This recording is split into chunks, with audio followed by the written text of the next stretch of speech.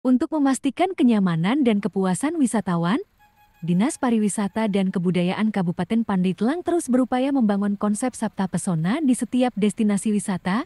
Sabta Pesona yang bertujuan menciptakan suasana wisata yang aman, nyaman, dan berkesan, terdiri dari 7 unsur utama: aman, tertib, bersih, sejuk, indah, ramah, dan kenangan. Menurut Kepala Dispar Pandeglang, Rahmat Zultika, penerapan Sabta Pesona di destinasi wisata sangat penting untuk menjaga kenyamanan dan meningkatkan kunjungan wisatawan. Salah satu fokus utama Dispar adalah mencegah praktik pungutan liar atau pungli yang dapat merusak citra pariwisata Pandeglang.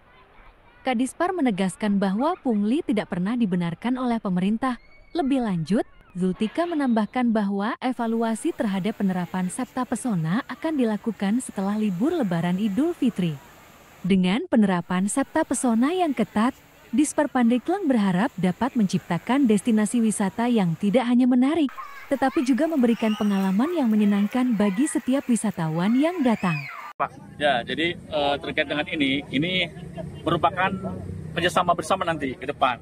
Jadi akan kita evaluasi apa yang harus kita lakukan ke depan. Karena ujungnya adalah untuk hal itu, untuk menguntungkan mereka. Ya, kalau misalnya pasang tiket terbuka, kemudian pasang paket terbuka, itu bukan buat mereka. Jadi ini kita sedang membangun Sabta Pesona.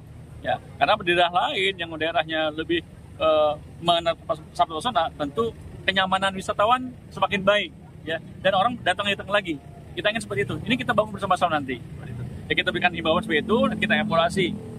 Dan kita juga melakukan kegiatan-kegiatan pembinaan pada mereka. Kita panggil pengelolanya, kemudian kita binakan apa yang harus kita lakukan agar orang datang ke kita itu memberikan kenangan yang baik. Ya, seperti itu. Pak, kalau terkait dengan sejauh ini ada yang pungli-pungli nggak dicari itu? Kalau pungli itu kan kalau pemerintah yang melakukan hal itu, ya, itu mungkin oknum di antara mereka sendiri, pengelola sendiri seperti itu. Kalau kita tidak pernah melakukan hal itu.